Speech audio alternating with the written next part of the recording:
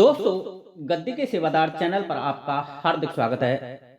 आज मैं बात करता हूं एक ऐसे विषय पर जो बहुत ही सोचनीय है, मनन करने योग्य है और हर तंत्र से पीड़ित व्यक्ति उसके लिए जिज्ञासु भी है। और विषय है कि यदि हमारे घर पर किसी बैरी दुश्मन ने कुछ करा दिया है, कोई घात, चौकी, मूठ जैसी अवक्रियाएं करा दी हैं, या कि यूं कहो कि घर पर तांत्रिक द्वारा तंत्र करा करके हमारे घर के देवी देवताओं को बंधवा दिया है, घर के बाहर करवा दिया है, हमारे शरीर का बंधन लगवा दिया है, घर पर गंदी शक्तियों का पहरा लगवा दिया है, जिसके कारण हमारे घर के देवी देवता हमारे शरीर और घर पर नहीं हैं।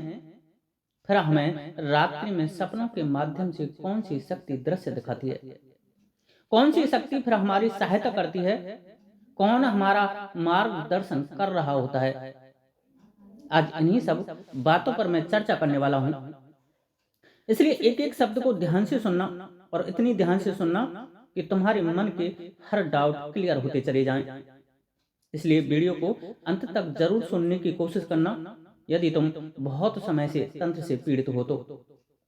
वहीं यदि पहली बार आप मेरे चैनल पर आए हो तो ग्रामीण तंत्र के अद्भुत रहस्यों को जानने के लिए मेरे इस चैनल गद्दी के सेवादार को सब्सक्राइब जरूर कर लेना।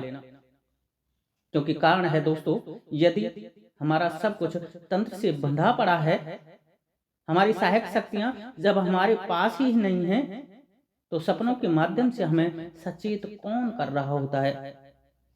कौन सी वो शक्ति है जो हमें यह दर्शाती है कि हमारे घर पर कुछ ना कुछ गड़बड़ चल रही है।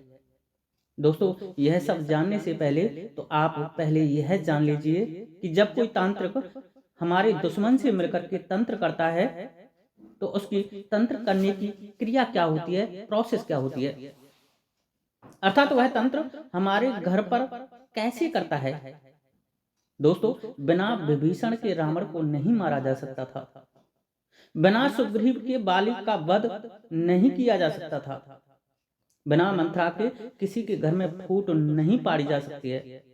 अर्थात मेरे कहने का मतलब है कि जब तक तुम्हारे ही घर परिवार का औत प्रेत को तांत्रिक भोग देकर अपना ना बना ले, तब तक तुम्हारे घर पर दुनिया का कितना भी बड़ा तांत्रिक क्यों ना हो, वह तुम्हारे घर पर तंत्र नहीं कर सकता और ना ही तुम्हारे घर में अपनी गंदी शक्तियों को प्रवेश करा सकता है। उसको तुम्हारे घर में अपनी शक्तियों को प्रवेश कराने के लिए तुमसे रुष्ट चल रहे या भोग विलास से पीड़ित अतृप्त आत्मा बने तुम्हारे घर के औत प्रेतों का सहारा चाहिए होता है।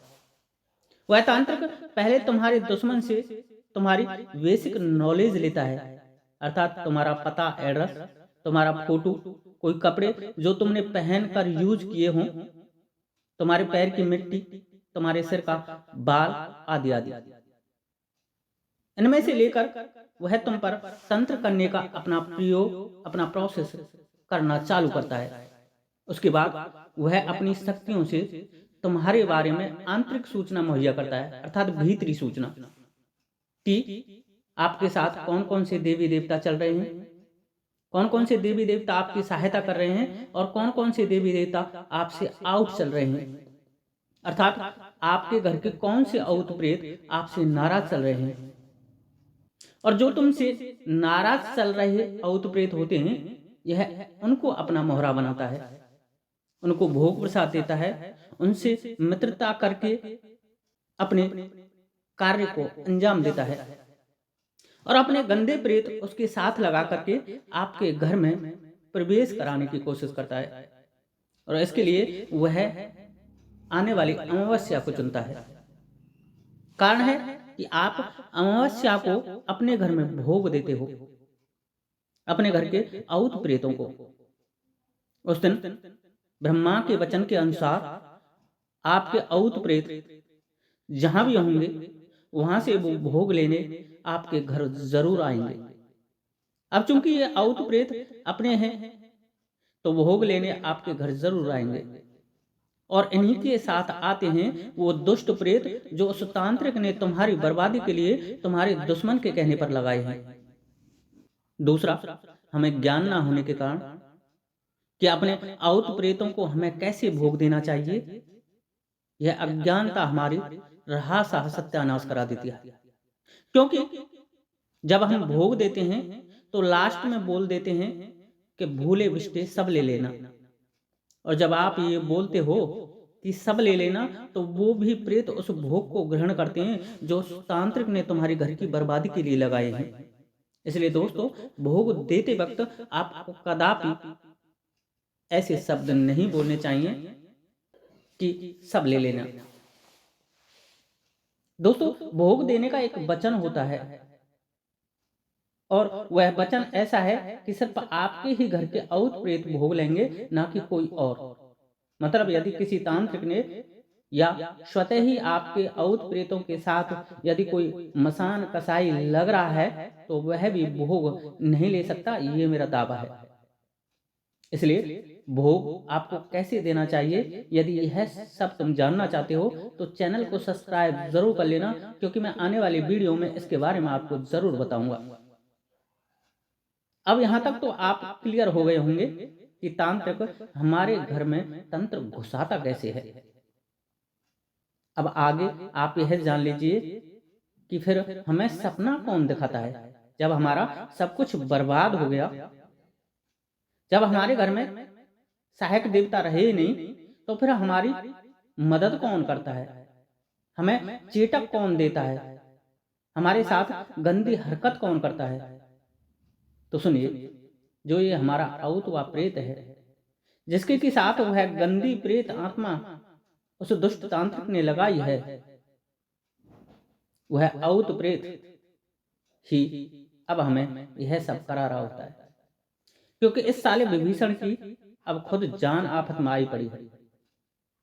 जब तो ये समझ ही नहीं पाया उस दुष्ट तांत्रिक के उस इशारे को, उस टुकड़े को, जिस टुकड़े से ये उसका कुत्ता बन गया था, और बिल्ली रूपी मसान इसके साथ उसने लगा दिया। और जैसे ही बिल्ली रूपी मसान को आपके घर का भोग मिला, वैसे ही उस मसान ने इससे बगावत चालू कर दी। अब इस महाशय को खुद को भोग नहीं मिल रहा है, अर्थात हमारे उस औत प्रेत को खुद को भोग नहीं मिल रहा है। सारा कुछ भोग विलास तांत्रिक द्वारा लगाया गया वह मसान कसाई खा रहा है, जो कि इस औत प्रेत के साथ लग करके आया था। अब तुम जितना भोग प्रसाद अग्नि पर आप अपने घर के औत प्रेत के नाम से दोगे, उस भोग प्रसाद को वो नकारात्मक शक्ति ही ग्रहण करेगी और बलवान होती चली जाएगी, और तुम्हारे घर की सुख शांति अमन चैन वैभव सब कुछ खत्म करती चली जाएगी, बर्बादी करती चली जाएगी। क्योंकि उस शक्ति को आपके घर की बर्बादी की कमांड उस दुष्ट तांत्रिक ने दे रखी है। उसके विचारों में ये भर रखा है कि इस घर को बर्बाद करना है। अब जो काम उसको सौंपा है वो कार्य तो वह शक्ति करेगी। अभी औत व प्रेत जो हमारे घर के विभीषण महाराज थे, अब बड़े ही दुखी, असहाय, निर्बल होकर हमारा मार्गदर्शन चेतक व सपनों के माध्यम से हमें सचेत करने की कोशिश करते हैं। या कोई जागरण, पूजा पाठ, किसी दरबार में माता के भजन चल रहे हों, भैरव बाबा के भजन चल रहे हों, हनुमान जी के भजन चल रहे हों, या कोई सिद्धपीठ स्थान पर यदि आप जा रहे हो, उस सिद्धपीठ स्थान पर ये आंसू भरकर बड़ी बड़ी उबासी लाकर अपना दुख व्यक्त करने की कोशिश करते हैं, क्योंकि इनको वहां लगता है कि यहाँ हम बच जाएंगे, हमारी सहायता हो जाएगी, और वह दुष्ट शक्ति वहां आ नहीं रही। और ये व्यक्त करते हैं कि जी मैं बहुत दुखी हूं, कमजोर हूं, बंधा पड़ा हूं, दुष्टों ने मुझे गंदा कर रखा है, मुझे बचा लो। और इसी कारण दोस्तों, आपके शरीर पर हाजिरी के रूप में आपके ही ये दुष्ट विभीषण औत प्रेत महाराज आकर के रोते हैं, बड़ी बड़ी उबासी लाते हैं, बड़बड़ाते हैं, कुछ झूठ तो कुछ सांच बोलते हैं, और कभी कभी तो कुछ बोलते भी नहीं है, क्योंकि वो दुष्ट शक्ति इस पर अपनी नजर बनाई हुई है। इसको पता है कि जैसे ही मैं यहाँ से जाऊंगा, ये पीटेंगे मुझे। अब ऐसा हमारे पितरों को जब भी मौका मिलता है, रात बिरात दिन में, तो यह हमारी आत्मा से कनेक्शन करके हमारी सहायता करने की कोशिश करता है। इसी कारण दोस्तों, जिन मेरे भाई बहनों को पूजा पाठ के दौरान यदि नींद आ रही है, तो समझना आपके पितरों आपसे कनेक्शन साधने की कोशिश कर रहे हैं और कुछ बताने की चाह कर रहे हैं। बहुत से मेरे भाई बहनों को दिन में भी एकाएक कभी कभी बहुत नींद आ जाती है। इस तरह एकाएक नींद आई और पलक लगते ही यदि तुम्हें कोई सपना दिखा, तो समझ लेना कोई महत्वपूर्ण सूचना तुम्हारे वो पितृ तुम्हें देना चाहते हैं, इंडिकेट करना चाहते हैं। दोस्तों, वह सपना तुम्हें जरूर ध्यान रखना चाहिए और ऐसे सपने यदि तुमको आ रहे हैं तो उनका सही से मनन व विश्लेषण करना चाहिए। और यदि आप पर विश्लेषण करना नहीं आता है तो आप मुझसे विश्लेषण करा सकते हो। मैं उनका सही से विश्लेषण करके आपको बता दूंगा, क्योंकि मैं सपनों का विश्लेषण अपनी शक्तियों से पूछ करके ही देता हूं। आज के लिए इतना ही। वीडियो अच्छी लगी हो तो लाइक करना, शेयर करना, कमेंट्स करना तथा तंत्र के ऐसे ही बारीक रहस्यों को जानने के लिए चैनल को सब्सक्राइब जरूर करना। आज के लिए इतना ही। जय श्री राधे, जय श्री कृष्ण, जय माता की, जय गद्दी के सेवादार की।